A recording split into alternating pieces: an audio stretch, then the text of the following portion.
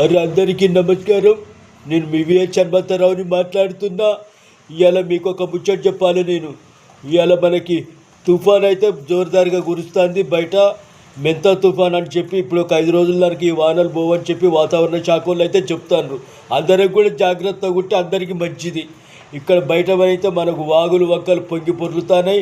Already అక్కడనైతే railway స్టేషన్లలో రైళ్ళు కూడా మొత్తం ఆగిపోయినాయి. ఎవరు కూడా తొందరపడి బయటికి పోవద్దు. అత్యవసరం అయితే తప్ప ఏదన్నా ముందు జాగ్రత్తగా చూసుకొని పోవాలి తప్ప మరి ఎట్లా పడితే అట్లా పోతే మాత్రం ఆఖరికి చాలా పరిచయం అవుతారు. ఇప్పుడు ఇళ్ళల్లో కూడా తడిసిన గోడలు ఉంటాయి. మనం కరెంట్ వేసేటప్పుడు కూడా స్విచ్లు అవన్నీ కూడా మంచిగా చూసుకొని వేసుకోవాలి. పిల్లగాళ్ళు కూడా ఉంటారు, చిన్న పిల్లగాళ్ళు ఉంటారు. వాళ్ళందరినీ కూడా మనం జాగ్రత్తగా చూసుకోవాలి. బాధ్యత మన మీద ఉన్నదా లేదా తప్పనిసరిగా ఇవన్నీ కూడా మనం అన్నీ కూడా అనుకోవాలి. చాలా జాగ్రత్తలు తీసుకోవాలి. తర్వాత పరిచయం కావద్దు.